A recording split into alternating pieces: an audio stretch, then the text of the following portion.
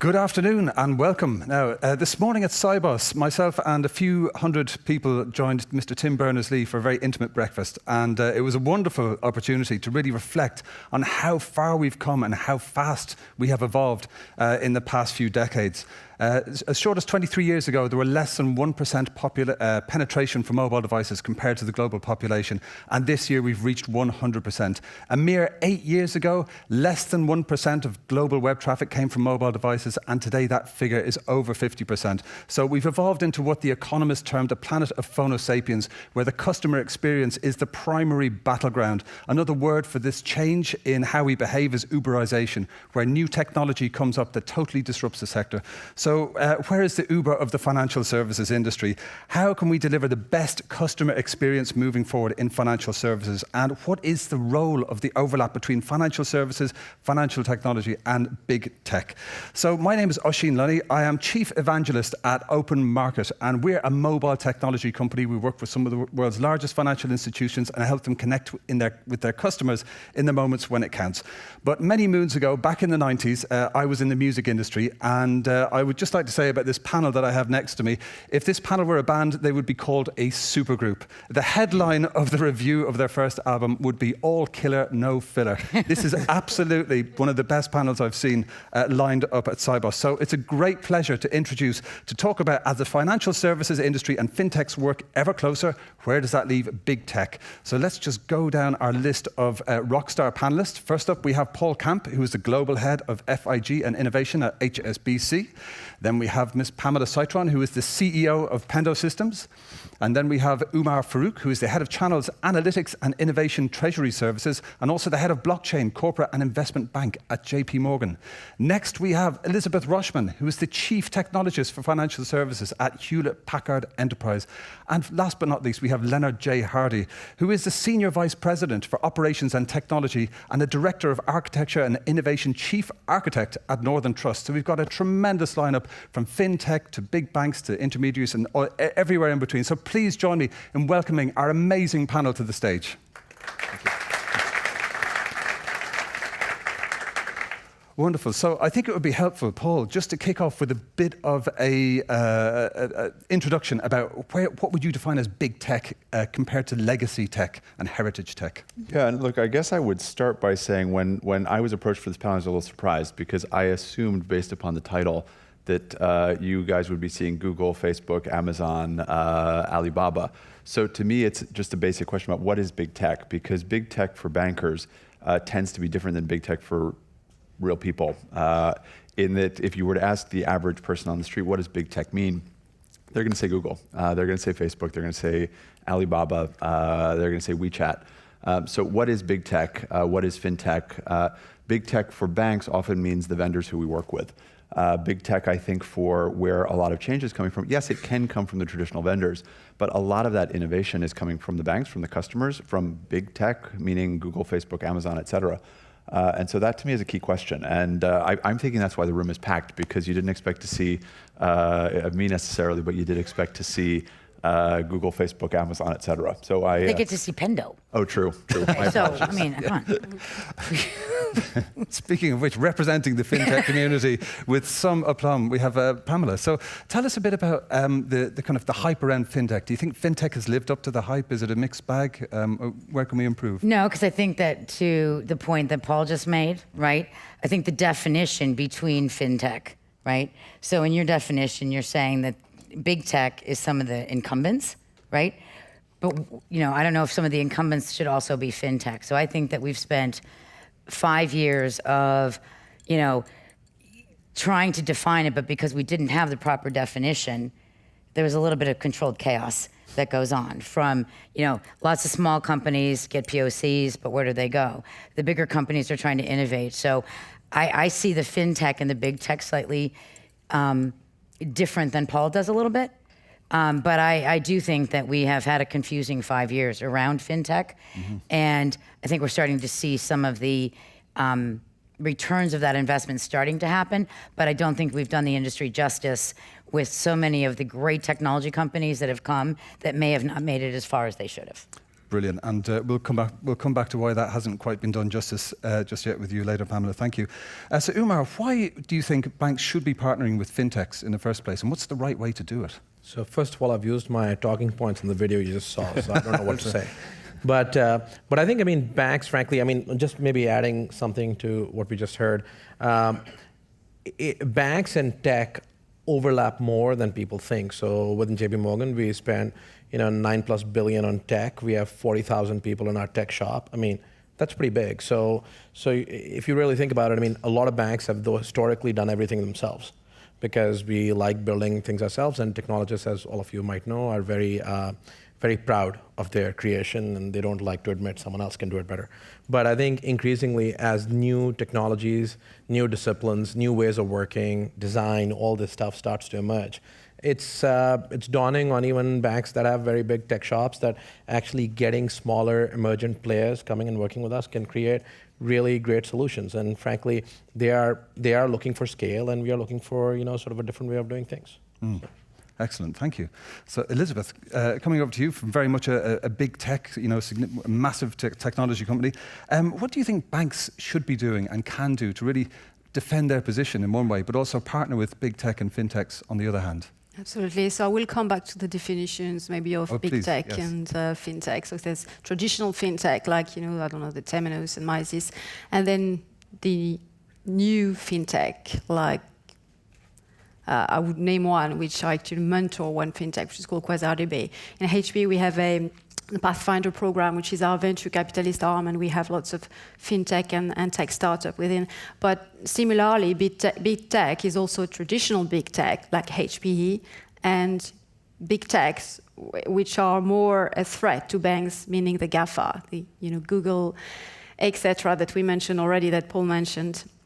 So to come back to your questions, which is... really about how banks should be working with big tech and fintech.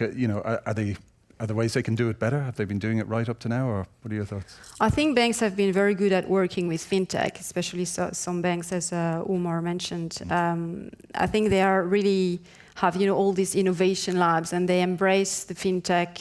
They've been working well with them.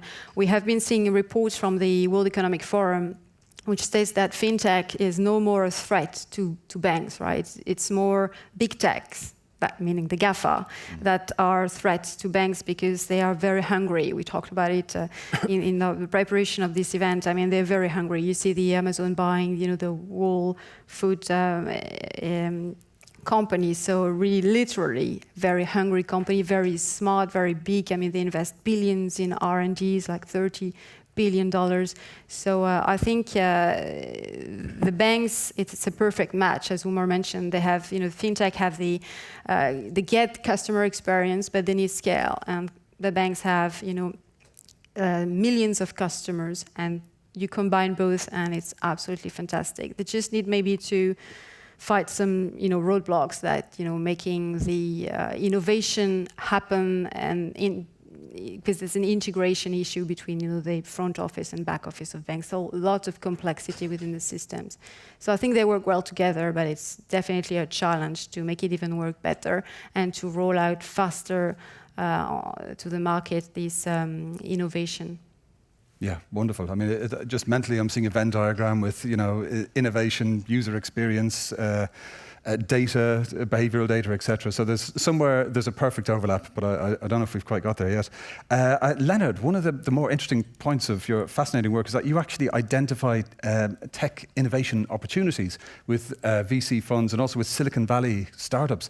Tell us a bit more about your work and how that relates to the overlap between banks and fintech. Yeah, absolutely. So I liked my colleague's comment about big banks being sort of integrators and pulling together a whole bunch of different capabilities from sort of best of breed startups. What our program is a couple times a year, we head out to Silicon Valley. We talk to all the big VCs. They bring in, it's sort of a Shark Tank-like thing, right? So they bring in new companies, new startups at different points in their development cycle. Our job as technologists for Northern Trust are to figure out what's real or what we think can be real, what has good potential, and we're always looking at it from a what's going to bring business value, right? So from our perspective, innovation for innovation's sake isn't why we're in business. So we need to bring value to our partners or to our clients, right? So we're looking for things that are going to help our development shop. We have a development shop as well, right? They're going to help our development shop compete with some of the fintech offerings. So how can our developers do things better, stronger, more securely, more agilely, and develop things sort of in the same framework that all the VCs are doing today, right? You're not going to do 4 releases a year, you're going to do 4 releases a month, right? So you're going to be very agile, and you're going to bring those capabilities to your partners and your clients. And as we pull these new vendors in those spaces in, we'll run proof of concepts. Some of them pan out, some of them don't, but you'd be surprised when you look back over the last 18 months how many brand new pieces of infrastructure, of data information, client deliverable, UI, UX stuff that we've brought into our architecture and actually integrated into things that we're building and developing for our clients. Great, thank you. And Umar, would you like to tell us a bit about the JP Morgan in Residence program? I think that's quite relevant to... Yeah, I think it's very in a similar vein. I mean, we basically, by the way, before I even go there, I would say the one thing you cannot underestimate is the impact on the culture of the bank. So working with a fintech, I mean, the product is a product. I mean, obviously, we are all operating, the big banks are operating at scales. We're doing one new innovation, frankly, doesn't move the needle in a big way. So over time, it might grow. But the impact you have on culture is why we kind of, went down the path of how do you work with these people, because we want our teams to learn, to Leonard's point, how to operate in a different way. So about 1.5 years ago, we started this program called In Residence. We looked at lots of models, incubators and, workspaces and sort of partnerships and whatnot. And what we realized was, it always is a bit of a tense relationship. I mean, what do you build? Can they get it to scale, et cetera? So we launched this program. It's public. So if you, Google JP Morgan in Residence, you'll see some of our residents in there. We basically partner with companies early stage, typically somewhere around Series A, ideally, but could be pre-Series A or post-Series A. They essentially come in. We have a well-defined problem that we are trying to solve, and it always starts with the customer. So it's a front-facing customer issue we're trying to solve, and then we basically embed them in our system. So we bring them in, we give them seats on our floor. So we're working with if it's a trading company, and we have a few in London, we put them on the trading floor. We give them access to our traders, our tech people, our data, our environment, and then for the next 6 to 9 months, we develop product together. So now we have a few of these are. The first batch is about to graduate, and we've had a couple of quite successful outcomes, which basically is eye-opening for them, eye-opening for us, and it's shared IP, so then they can go and market it to the company, to other companies. Do you pay them for that? We don't pay them for that typically, but we might take a small equity stake, a very small equity stake, because we don't want to take anything too influential in the system. Okay, fascinating, thank you. Paul, tell us a bit about the HSBC approach to innovation. Where do you find that innovation comes from? Sure. Look, and this is a basic approach that would say innovation comes from everywhere. It comes from all around the world. It comes from all different kinds of people. It comes from customers. It comes from employees. It comes from fintechs. And so this is something that honestly plays really strongly to who HSBC is as a bank. We have a fantastic global franchise. And with innovation happening at different paces around the world, we're able to plug into that. If you'd move the clock back, 10, 20 years, you might point to 1 or 2 countries in the world that could claim they were the most innovative. That's just not the case anymore. So whether it's coming from the US, from China, from Europe, from India, having that connectivity to customers globally is unbelievably important to us. It's who we are as a bank, and it helps to drive our innovation agenda. And I would point to specific things that we're doing. Mobile collections, for example. We have a great mobile collections offering that we launched in India. We're about to launch it in Egypt, and our team in China is doing very similar. And it's driven by the markets, and the fact that the markets are different, the customers are driving things there. The players in those markets are quite different as well. And because of the interoperability that we have with them, that's something that we think, if we do this really well, we learn from innovation all around the world. And innovation can't really, our view, innovation, it can't come top down. It's got to come from that interaction with customers, with markets. And if we do this well, we actually catch the innovation around the world, and we percolate it up, and we take it global as appropriate or regional. So that's what's what we're doing, and it's super fun. Excellent. Now, Pamela, you've been on the other end of the wall there, and as a fintech innovator, you were named as Game Changer of the Year. You've won multiple awards, done some amazing work, but I know that you've had to fight for it, and you've had to fight your way into these innovation programs. Tell us a bit more about how your experience and maybe how things could be improved. Well, I think the reason I asked you, Omar, if you charge for that, right? And we actually do in some cases pay, but mostly we would take equity stakes, yeah. Right. Yeah. But the opportunity for fintech companies to, get past that POC. So all of you, and very respectfully, have created innovation contests or brought in smaller vendors and did this, right?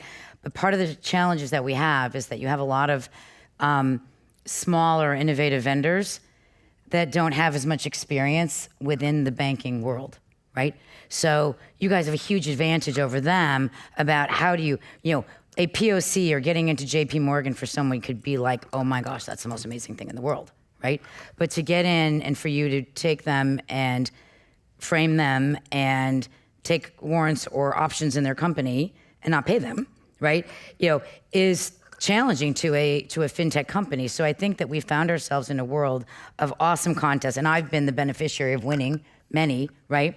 But at the same time, if we were putting that much resource around how the fintech companies can come in and solve real problems versus compete in contests or get awards, which all fintech companies like, including myself, right? But that you can't starve them. So when I said I was talking about options, so usually what we've had is companies coming in and saying we need to raise money. So we would go into a round and actually give them money. So you're actually putting in real dollars for equity. Right. It's less about options and things like that. And that's why there's been some instances when people have come in and said, I don't really need that, I'm post-Series A, whatever, I just need a contract. So in the in-residence program, it is more structured. And so we would pay them, we would take stake, but it's not, we don't do it for free because for the same concern. Right. But then we also want to develop a real product. Like we want in 6 months or 9 months to have something that we can utilize and they can market. And I can tell you, like a lot of people have very much liked that program because No, in the program is right. But what I'm saying is, if you look at, I did a presentation recently, and I asked the room of people, tell me what came out of the last 5 years of fintech. What company? What company can we look to say what it is, right? And there's no harmony to that. And 9 out of 10 times they say PayPal, okay? And that came around in 2002. So I think that we've created a tremendous amount of buzz, and there's been millions of dollars that all of you have invested in trying to aspire and help fintech companies, right? But I think part of that help needs to come with an education for some of these fintech companies about how you do collaborate with the bank, how you get past the POC, how you get that great program at JP Morgan, but not be cut off with the legs to go to sell the same thing to HSBC, where HSBC is going to say, oh, wait a minute, how much of this is JP Morgan's, right? And so I'm not real keen on investments from banks, right?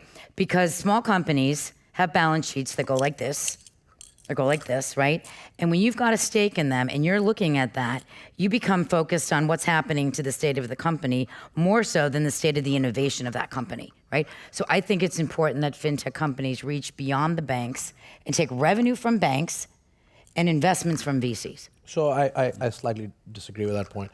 The reason we take small stakes is because as banks and under Volcker and some of the rules that exist in the US, we actually never invest for returns. The only reason to do that is to say we are aligned together. We believe in your strategy. We'll support you to make you successful. But I mean, again, I'm happy to set up some meetings with the other people we've talked to, but it's explicitly not to get a return. I mean, frankly, if you invest $2 million and it becomes 3, I mean, it's not going to move the needle for a large bank. Right. So that's why, I mean, again, it's a combination, and in some cases we have preferred, like, for instance, things like digital assets in blockchain. We preferred that a bunch of banks got in and they supported it because in a blockchain financial securities contest, you need that technology to get out there and build the network. And having us and Goldman and 5 other banks invest actually made that company probably grow faster than if it was a bunch of VCs. No, who would that part I agree with. Yeah. Indeed. But I think there's a balance. I think there's a balance to it. I think it depends on what kind of company it is and what they're trying to achieve as well. Because if you're purely financial services, in some way it's actually an advantage to have banks behind you. If you are more general, then maybe it's not. No, but I think that all of you, there's a responsibility in the banks to help some of the newcomers to the industry who've got great tech, who've come from either another industry or our industry, right? You can't expect to innovate JP Morgan or HSBC or Northern Trust at the same time you change the sales cycle, right? So there's an education, I think, that we all have a responsibility to help some of these new institutions understand the political landscape, how you do it, how you get behind the POC and not get strapped into the master of, JP Morgan is all. Wonderful. Well, it's clear that the relationship status between fintechs and banks it's complicated. That's very clear. Plenty of room for dialogue and potentially improved collaboration there. So, Elizabeth, just coming back to yourself, as you manage the relationship between Hewlett-Packard Enterprise and your major banking customers, what's the role of technology as you see it changing with these banking customers? What new things are they asking you for? How is this progressing? Well, we see a lot of questions around how do I move my workloads to the cloud. That's probably occupying 90% of the IT teams within banks today. It's the people who run the IT. And then you've got some innovations teams who look at things like blockchain, etc., and fintech and all the exciting part. But the majority of the people we talk with, our main contacts, is people who run the IT, and they're just focused on, okay, I want to move to cloud. And there's different clouds. For us, we believe in hybrid cloud. We believe that there's a right mix. You can't have everything in public cloud. You can't have everything in private cloud. I mean, there's a cloud economics. You need to look at the economics. You need to look at whether it makes sense or not, in terms of regulations, the data privacy, etc.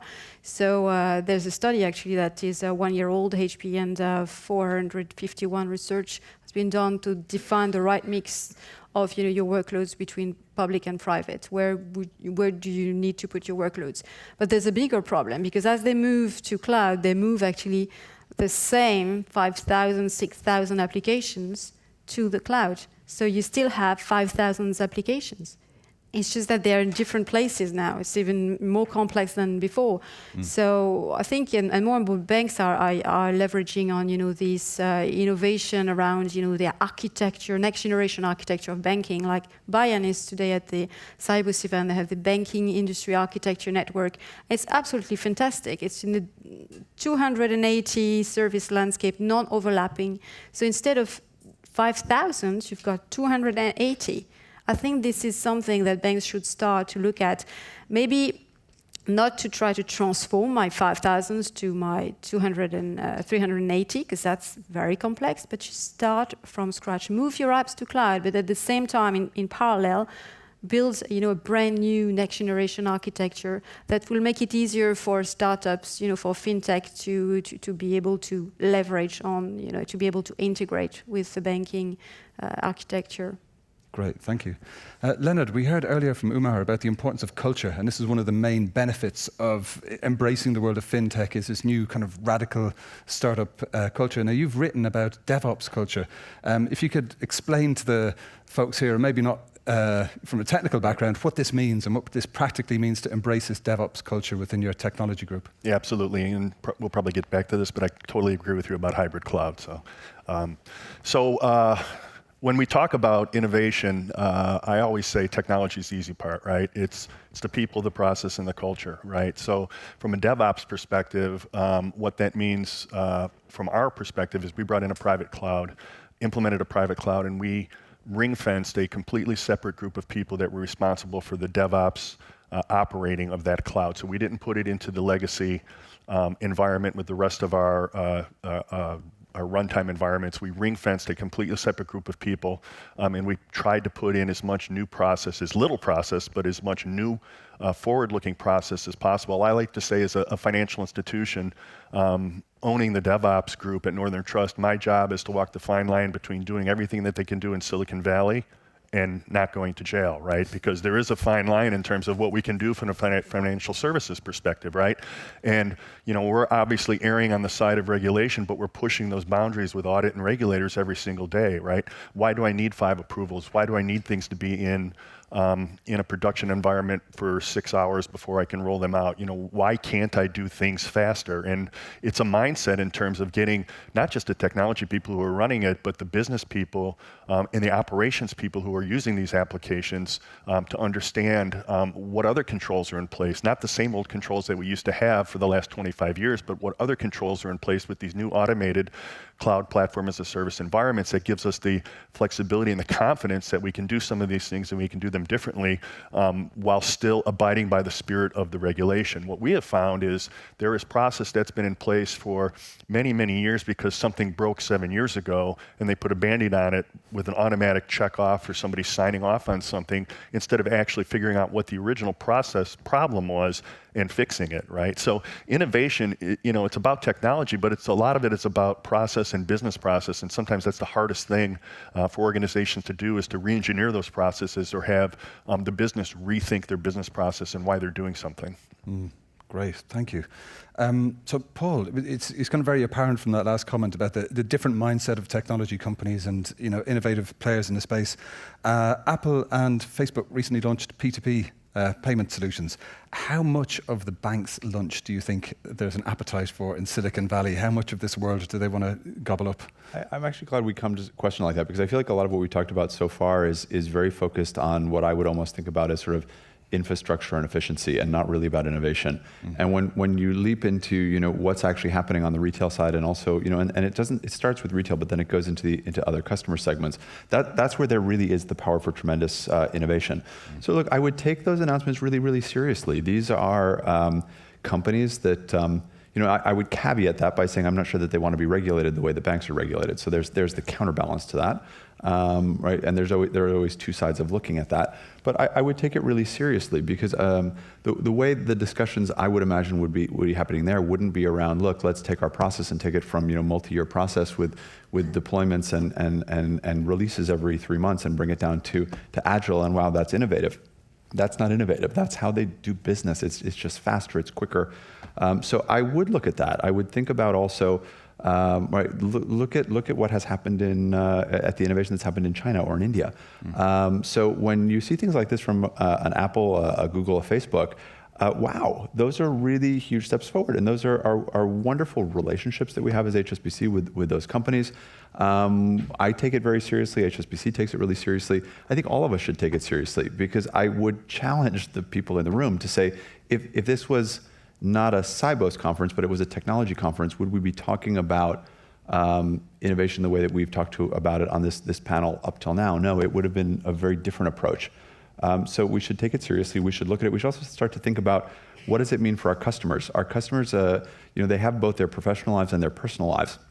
And so if their personal lives are changing very much because they're getting much more comfortable with the way that technology is changing the way that they interact, with be it Uber or be it Airbnb or Google and Facebook, that openness clearly then moves into the professional life pretty quickly. And most of us are banking customers both on the professional, on the retail side and all the way up through institutional. So yeah, it's absolutely real. The counterbalance is the question of regulatory. If you are a technology company, do you want to be a fully regulated financial services company? Although if you look at some of the political situations in Europe and the US right now, there is a question around what will that view be in terms of regulatory oversight of some of these companies based upon their data and the privacy issues. But yeah, take it absolutely seriously. Yeah, we'll come back to that point on data later. It's absolutely fascinating, and regulation. A quick connected question for you, Elizabeth. Where does conflict of interest come into this? If Apple, Amazon, Google, etc., they know so much about us, and where do you think that there's any potential pitfalls in terms of us trusting them with this relationship, as in the same way we trust a bank today? Yeah, I tried to understand, okay, why the web says that, fintech failed, or not failed, but didn't have the success we thought, they would have.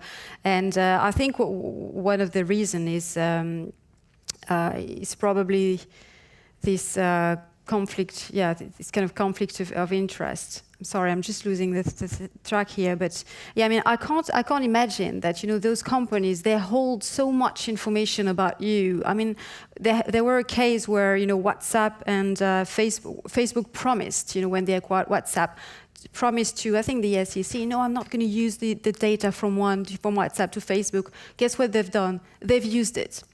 And what they've done, they said, okay, well, just let's pay the fine. So they paid the fine. But, you know, I can't imagine that a user, I mean, I won't put my savings account and my current account in a company, in the hands of a company that knows a lot about me.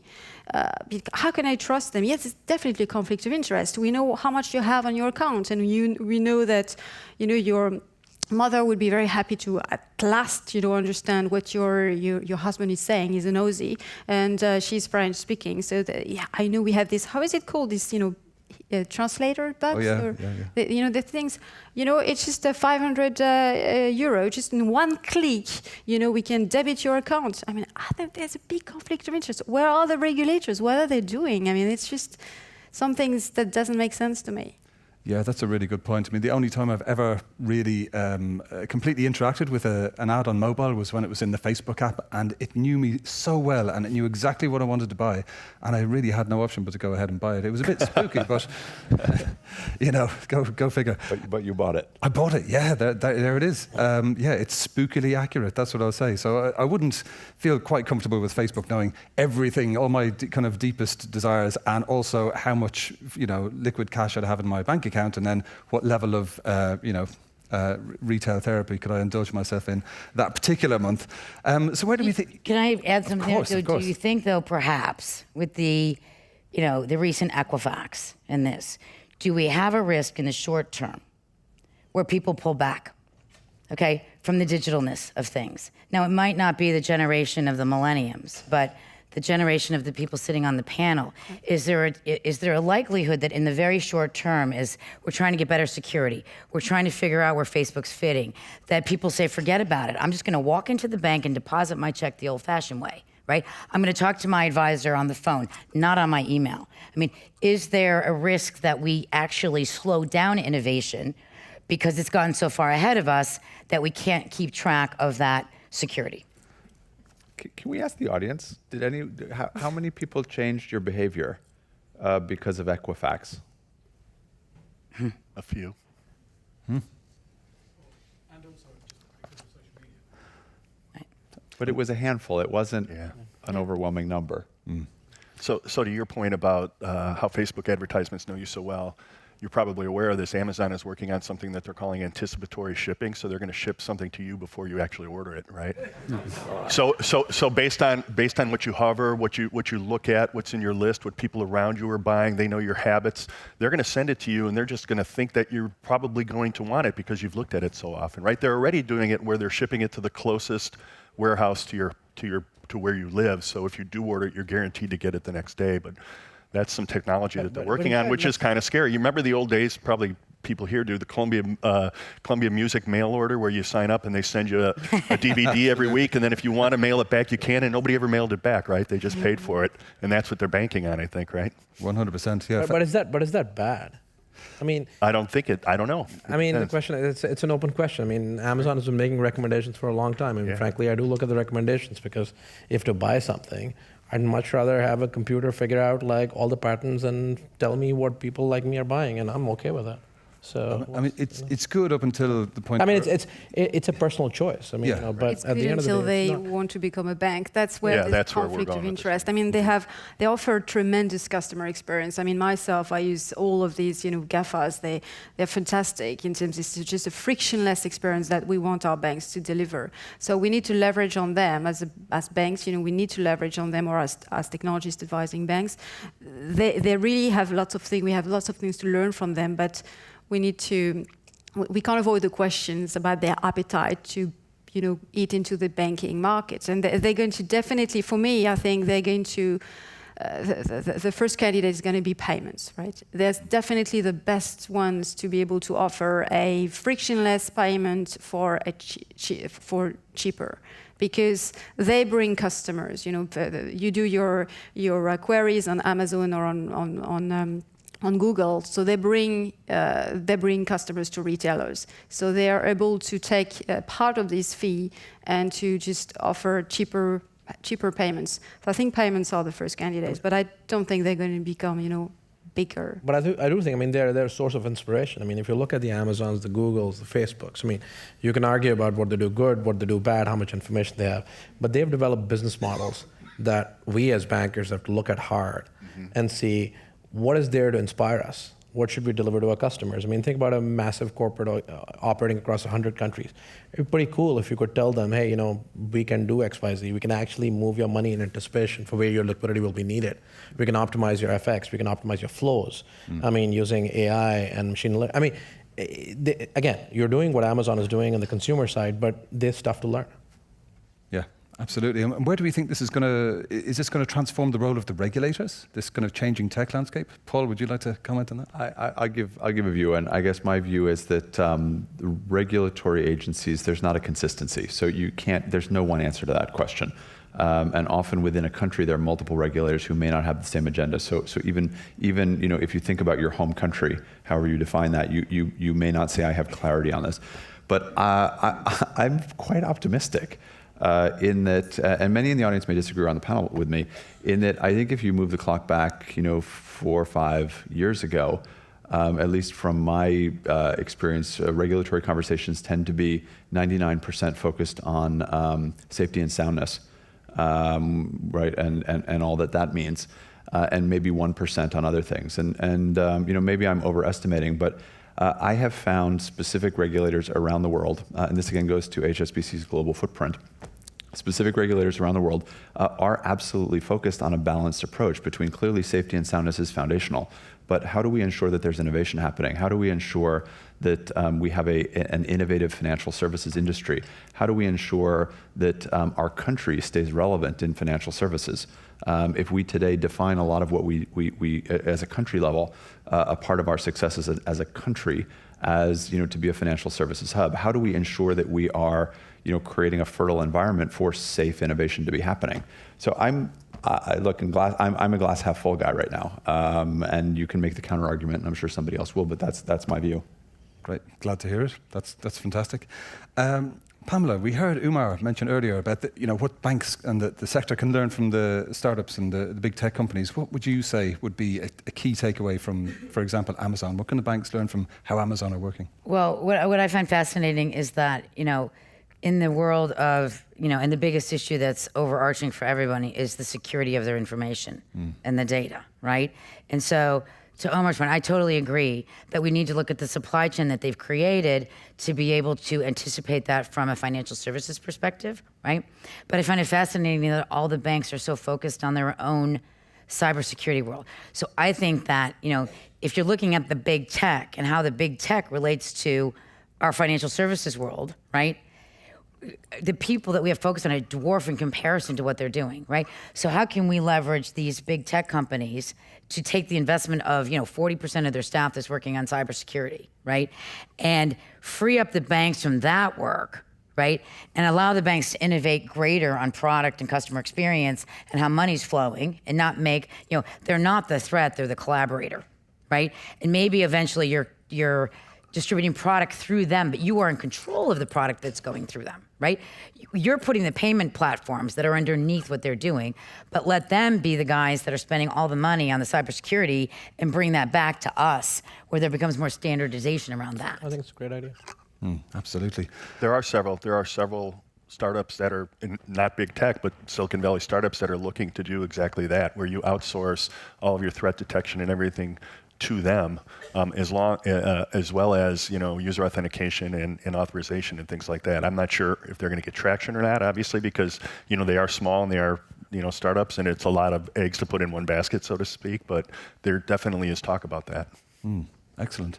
Now, another huge buzzword, I'm going to mention the B word, is blockchain.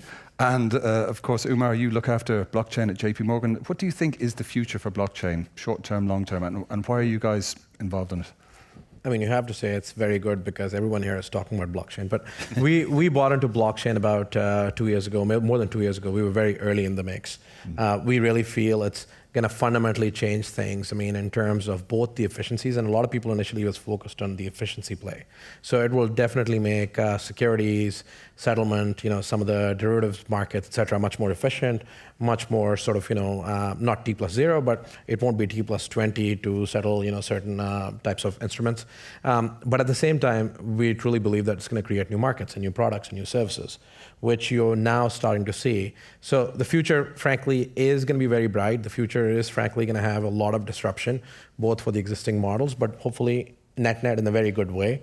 And so, I mean, I at least, my advice would be, I mean, if anyone's in a financial institution, you need to have enough inside technical expertise, not to build blockchain, not to have that kind of stuff, but you need to have enough technical expertise to kick the tires, because there will be a lot of people showing up to your door with snake oil, and you need to be able to tell it from reality. So that sounds like very good advice. Leonard, I know that you've worked in blockchain as well, and Northern Trust is experimenting with the technology. Yeah, absolutely. We actually partnered with a big tech firm to roll out a production product to automate private equity. So what we were looking at was really, what is the right use case for blockchain, right? And we came down to 3 different things. One is, I think at this point it has to be fairly low volume. I think it has to be, it really helps if there's a lot of manual steps and processes in it, and then an able and willing community, right? You can't be a blockchain with one person or one company or one bank, right? So we hit on an opportunity to automate private equity on Guernsey. The regulator was willing and is part of the chain, as well as, private equity. There's many participants. There's lawyers. There's many banks. There's both sides of each of those things. So there's a lot of different participants, and everything in the past was very manual. Lawyers sending signed papers back and forth and scanning this and that, and we were able to put that together and automate on the blockchain. And it's funny, we're running on the public cloud in Guernsey with our blockchain product right now. I think it'll also connect to the regulatory point. So in blockchain, we've seen tremendous interest from the regulators in learning about it. They realize, by the way, there's a lot of upside for regulators as well in terms of the auditability, the tracking, the ability to see all the transactions as a central sort of party with transparency to everything. I mean, we basically, some regulators are ahead of others. So, the Monetary Authority of Singapore, MAS, is running a program to do real-time gross settlement. And they basically said, we want to build something, we want to do RTGS without us being involved. And you go, come again? Like what? And so they said, you want banks to be able to settle amongst themselves at the end of the day. So, our platform, Quorum, and IBM's and Hyperledger platform, Hyperledger Fabric, being sponsored by IBM there, and then Corda, they've been running this for the last 6 months or so. So they are very active. The Brazil central bank is doing stuff. Everyone, all central banks are looking at this right now. So, I mean, it's on the come, and production stuff has started to come through, but nothing earth-shattering has yet happened, but it will be very soon. So. Wow, so it's early days, but it's going to be big. It'll be big. Excellent. Elizabeth, from your technology perspective, what do you think is the importance of microservices and how they all interact with each other? We're kind of hearing about the changing landscape of overlap between banks and technology companies. Yeah, I would like to make a comment on blockchain before that. Right. I think blockchain is probably an area where banks are a step in advance towards the traditional big tech. The GAFA, so the more new big tech. The reason being that for blockchain, you need to really, especially in the banking environment, you need to understand your use cases. You need to understand the banking, business. Yeah. I don't see lots of researches, from the GAFAs. I mean, we hear a lot of investment from Google on artificial intelligence, on fintech. They list it as part of their 13, billion investment. But I haven't seen blockchain. I don't see Facebook looking at blockchain. I think it's where banks probably have, are a bit in advance towards in comparison to them. It's super satisfying to go explain it to one of those guys. It's the best. That's the best thing you can ever have. But they are attracting lots of new talents. I mean, if you look at Google, they have, the top engineers. I mean, they're very smart people, and they are actually asked by Google to dedicate 10% of their time to come up with new ideas every morning. Every day they have to save 10%. So smart people, they come up with new ideas, and they probably are going to attract, people with the banking knowledge to their firm. So you have an advantage right now, but maybe not, for so long. And I think, coming back to the microservices, it's coming back to what I was saying. I think it's really essential to start, redesigning the bank enterprise architecture with microservices to give this flexibility, to give the bank the flexibility they need to integrate, new services. Yeah, I'd like to make a quick comment on that. I completely agree with you. And back to your comment a while ago about hybrid cloud, public cloud, private cloud. I don't think it makes any sense to do a lift and shift of existing legacy monolithic applications and put them in the public cloud. It doesn't make sense economically. But as you rebuild things from a digital perspective and you build them in a microservices 12-factor approach, if you're not satisfied with the data security, you can run them on a private cloud, and then when those things mature and move forward, you can very easily lift and shift those microservice-based applications to a public cloud and do it very economically. Can I jump in? I'm sorry, I want to disagree with something that I think we've just given ourselves a pat on the back for something that we shouldn't have done, which is for blockchain technology. And that I think the banking sector has done a good job of backing permissioned blockchains, but there's still very public statements from very prominent people that public blockchains are inherently bad. Related to cryptocurrencies. And look, I don't have a specific view one way or the other that says, yes, it's good or it's bad. But I think we would be remiss in not saying, if you want to look at something that's truly innovative, public blockchains are pretty darn innovative in terms of what they allow people to do. A lot of the banks and a lot of the regulators and a lot of people around the world have poo-pooed them because, yes, it can be used for criminal elements to do bad things, which is a bad thing, and none of us ever want that going through our banks. But if you think about the innovation that can happen in that space, wow, that's not an infrastructure change. That's not an efficiency change. That's something really innovative. If you were to ask many of the banks around the world, what's your position on permission blockchains, you're going to get, here are the 27 things I'm looking at. If you ask people what's your permission on public blockchains and cryptocurrencies, you're going to get not that response. It's going to be quite a different response. So I wouldn't give ourselves a pat on the back for blockchain unless we have actually looked at both sides of this.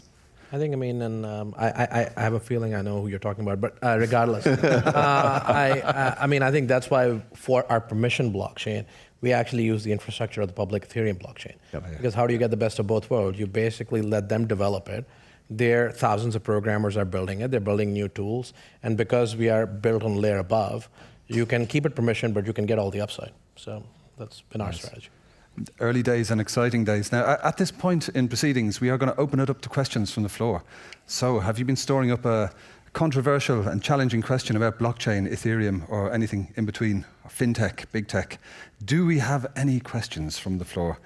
Just raise your hand, yes, and if you could introduce yourself and mention the company you're working for. Thank you. Dan Barnes from Making Markets. I'm always surprised at how much kudos Amazon has given for their ability to basically provide you with 3 items that you may want to buy, often which are actually the same item but sold by different companies, or an item you've previously bought. Is that the best we can do with all of that data and all of that artificial intelligence and the great technology behind it?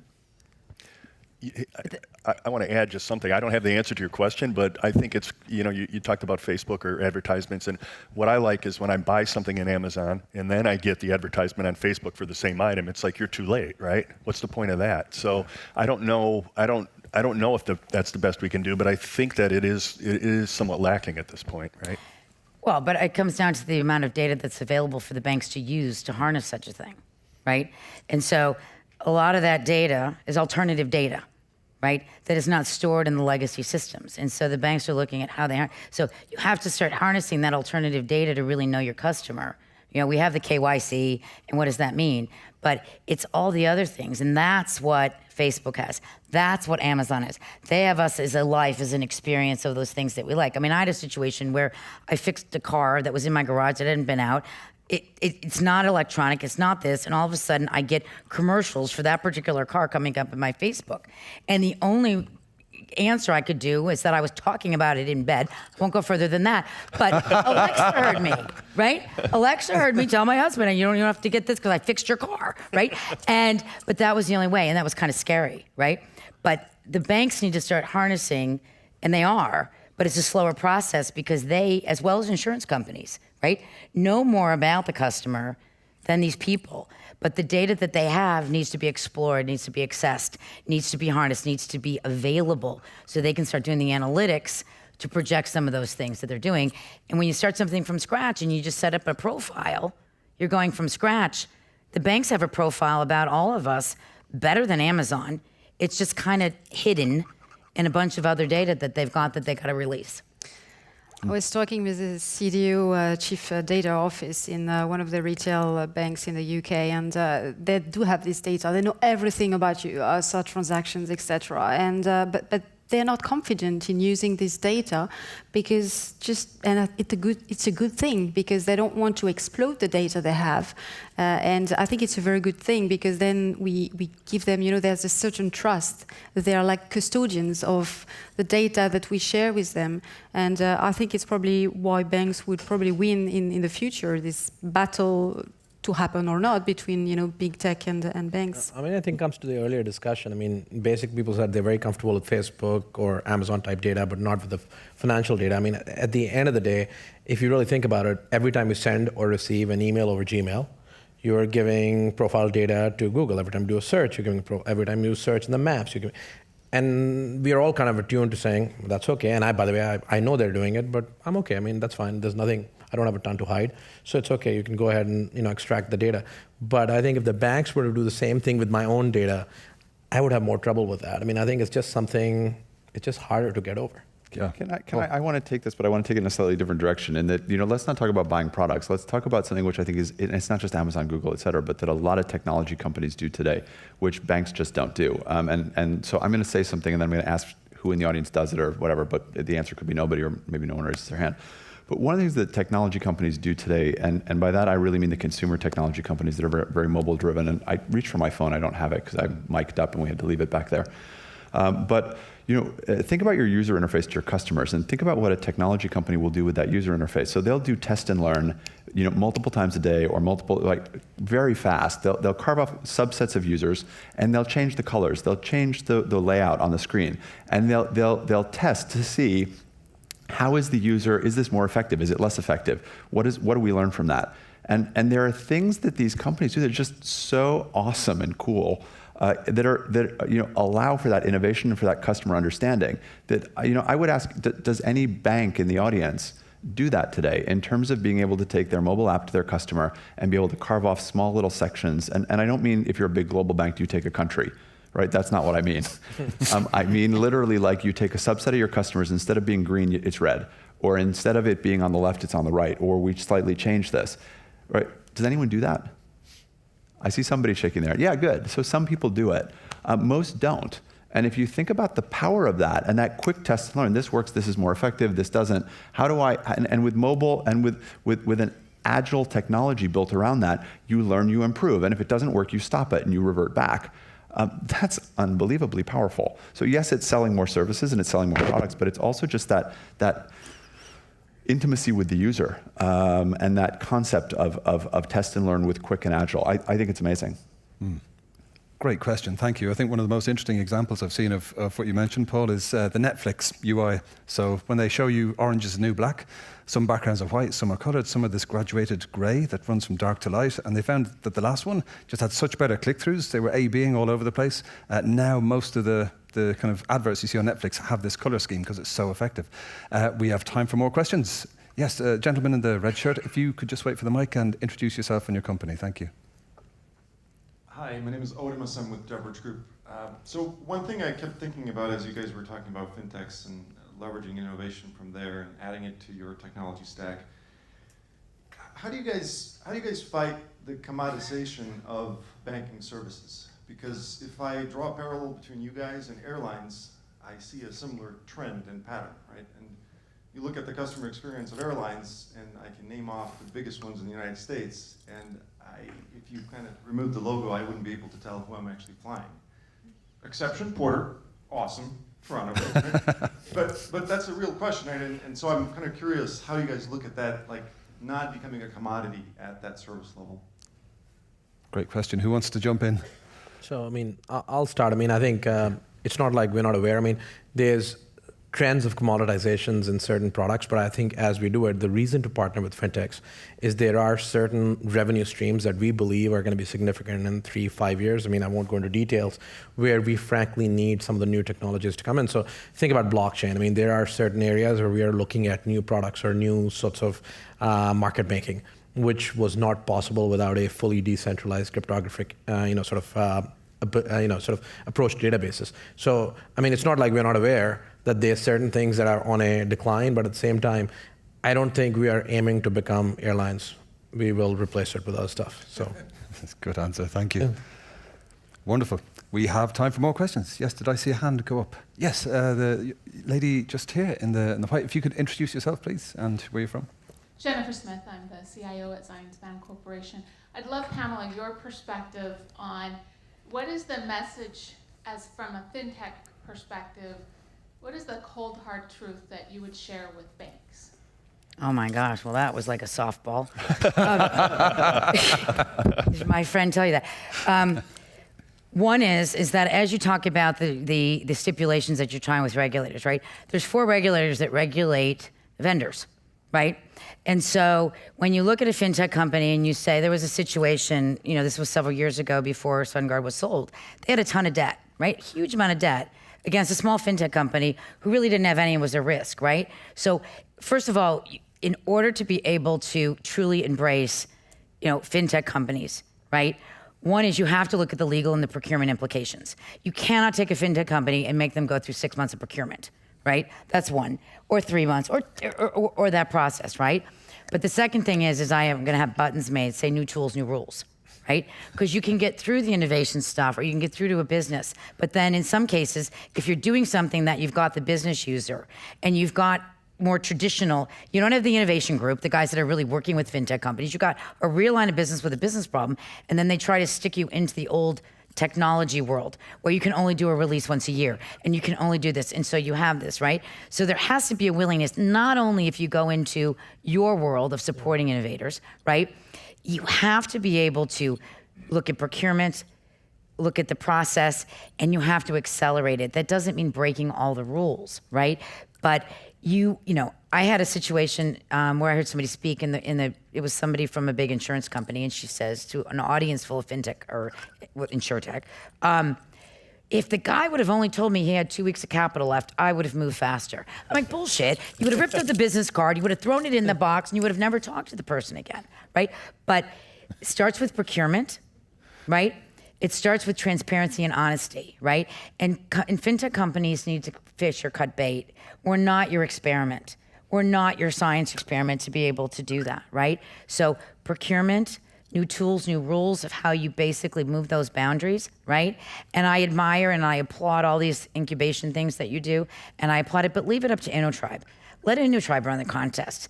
Let the banks focus on bringing in the fintech companies to solve a business problem. Bring me the business guy in the room.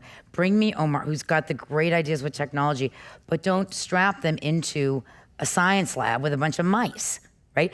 And that's what's happening. And I think we've lost in the 5 years a tremendous amount of incredibly great products because we got hung up on contests, we got hung up on stucking, and they didn't know the rules, right?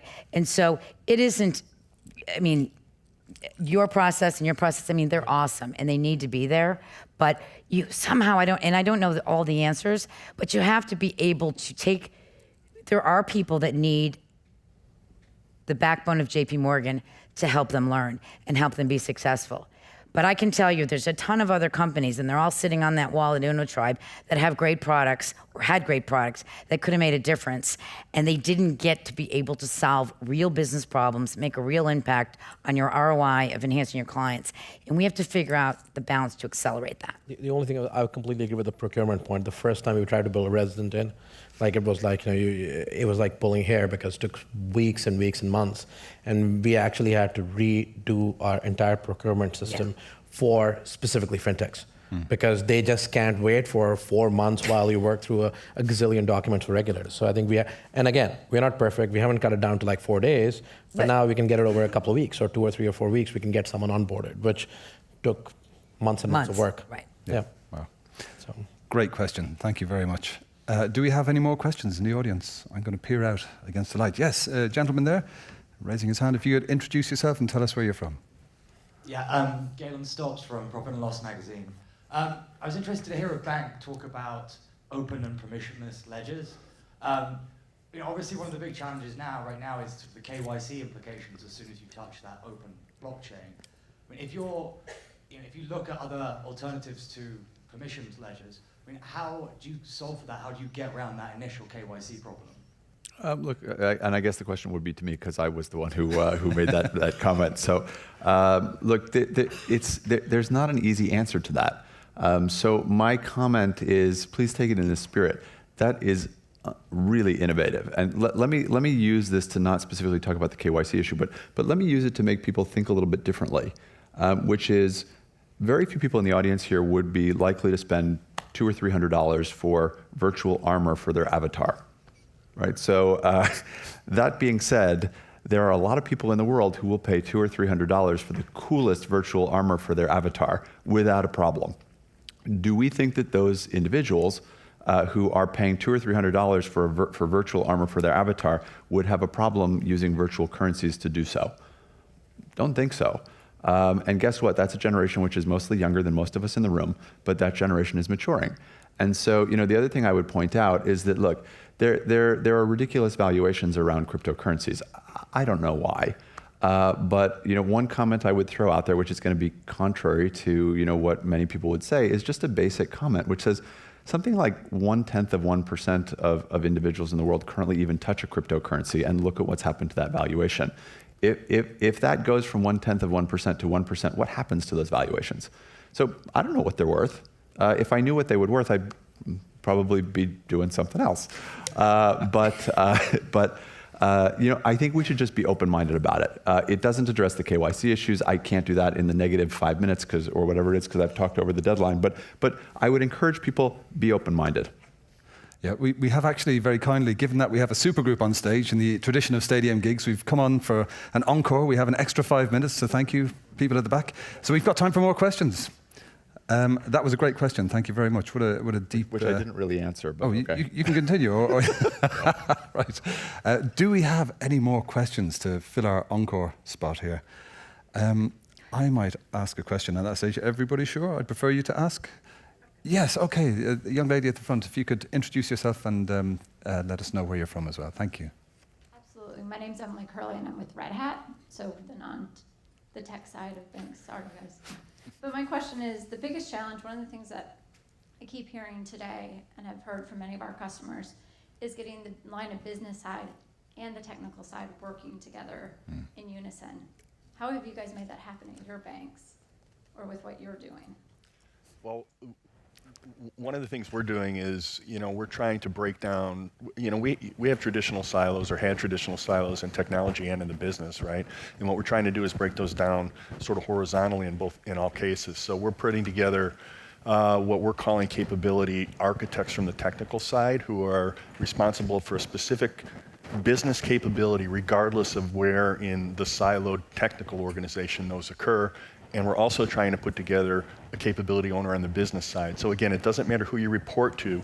If I am the architect for the cash capability, anything that has to do with cash, wherever it lives in the organization, both business and technical, I'm responsible for the direction and the strategy around that. So that's how we're trying to put, and when you combine those two people, the business capability owner and the technology capability architect, and you give them the authority and the ability to actually influence things, I think you can make some good progress there.